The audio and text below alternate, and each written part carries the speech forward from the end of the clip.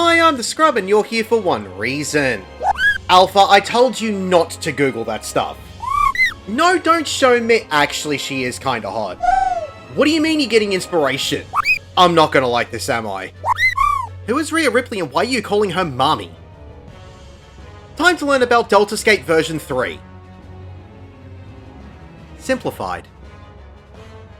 Halicarnassus will turn to a random party member and cast Ribbit. This will be a wide conal AoE in the direction she is facing. Anyone caught in the AoE will be turned into a toad for 10 seconds and won't be able to do anything except hop around. Just watch out for the cast bar and look for whichever way she is facing every time she casts this move. Spellblade Thunder 3 is a straight line AoE that will give anyone hit by it a discernible paralysis debuff and a vuln stack. Spellblade Holy will give 2 players a point blank AoE and 1 person a stack marker. The 2 point blank AoE players will need to spread out and everyone else will need to group up to share the damage. Spellblade Blizzard 3 is a point blank AoE around Halicarnassus. If you get hit by this, it will give you a vuln stack and the debuff Deep Freeze, which will render you unable to move or perform actions for several seconds, and after this she will immediately cast Spellblade Fire 3, which is a donut AoE that will give anyone hit by it a vuln stack and a discernible burns debuff. So you'll need to first get away from the boss and then either get further away or back into the middle of the boss's hitbox to avoid these mechanics. Place Dark Token will spawn several untargetable Reaper adds that will all have medium-sized AoEs around them, which will reduce the safe zone of the arena. I recommend that everyone stack up for a moment for the next mechanic, which is the casting move the Queen's Waltz. It is a narrow conal AoE to all party members. It will take a few seconds for it to go off so you can bait them all together and then move away from the AoEs. If you spread out at first, it can really reduce the safe area. If you get hit by this, it will give you a vuln stack and a harsh knockback. If you get caught in the AoE of any of the untargetable Reaper mobs, they will also give you a vuln stack and a harsh knockback. Halicarnassus will then cast the Playing Field. This will cause 4 squares to be changed in the middle of the arena. 1 will have a tank symbol, 1 will have a healer symbol, and 2 will have a DPS symbol. You'll need to stand in the appropriate symbol of whatever role you are currently playing. A few seconds after the squares are created, Halicarnassus will cast the Game, which you just lost, which will resolve the squares on the ground. If you are not standing in the correct square of your role, you will be tossed into the air and also hit with a damage down and a vuln stack. Panel Swap will change the arena into a darker tone. The Queen's Waltz will now create spikes that will shoot up from the darker tiles. So whenever she starts casting this move, you'll need to be on the middle diagonal of the 4 different coloured squares. If you are not on these squares when this cast ends, you'll be thrown into the air and given a vuln stack. Place Token spawns a dragon. It has a cleaving tank buster. The off tank will need to pick this up and face it away from the rest of the party. Nuke it down. She will then cast Mind Jack with a direction attached to the cast. Forward march, about face, left face, or right face. When this cast finishes, she will force everyone in the party to march in that direction depending on which way you are facing at the time. As an example, if she casts about face, she will turn around and start moving in that direction. This only lasts for a couple of seconds, but then she will cast another Queen's Waltz, so make sure that you can position yourself to either walk over the middle of the diagonal part of the arena, or that you're at least close to it so you can easily get back to the middle and avoid getting a vuln stack. More untargetable adds will spawn in that will cover most of the arena with their AoEs. She will then cast another Spellblade Holy, which will give everyone a point blank AoE. Everyone will need to spread out as much as they can in the limited space that there is. Again, if you get hit by the Reaper add AoEs, you'll be hit with a harsh knockback and a vuln stack. A good duty finder group will normally defeat Halicarnassus at this point, but I'll explain the next few mechanics anyway. Halicarnassus will then cast Ethereal Tear. This will create a portal, stun you for a few seconds, and pull you into it. This portal will send you to a dimension with sand tiles acting like conveyor belts that will take you from grass tile to grass tile. The goal is to get to the other Ethereal Tear on the other side of the arena. You'll see on each grass tile that there are little semicircles on some sides of the tile. These are the sides that will have the moving sand leading away from the tile. If you end up on a tile that you've already been to, then the path that you took was not the right one. You should be able to go from the start of the arena to the tear in only 3 or 4 moves. You can also take a second to try and see where the pattern will take you. Don't feel bad if you can't see what the pattern is, it's okay. There are people who have done this so many times and they can see where to go easily, so you can follow them to get to the tear on the other side. If you don't reach the Ethereal Tear in time, a meteor will crash down onto the arena and instantly kill everyone still trying to escape. When you return, Halicarnassus will begin to overlap and repeat mechanics until she is defeated. However, there are extra mechanics that Duty Finder will almost never see. She will have her untargetable ads spawn on the outside of the arena and perform straight line AoEs through one row or column of the arena. This will leave one square as the safe zone. She can also cast the Playing Field but create all 4 squares as toads. This means you'll need to stand in her Ribbit cast and become a toad. If you don't do this, the penalty is the same as if you're standing in an incorrect square. This fight also has an Enrage which occurs approximately 13.5 minutes into the fight. She will cast the Playing Field with all toads but won't cast Ribbit, which will subsequently end the fight. You will never see this unless your party's heads are so thick that Rome is preparing to lay siege to them. Congratulations, you have defeated Omega 3.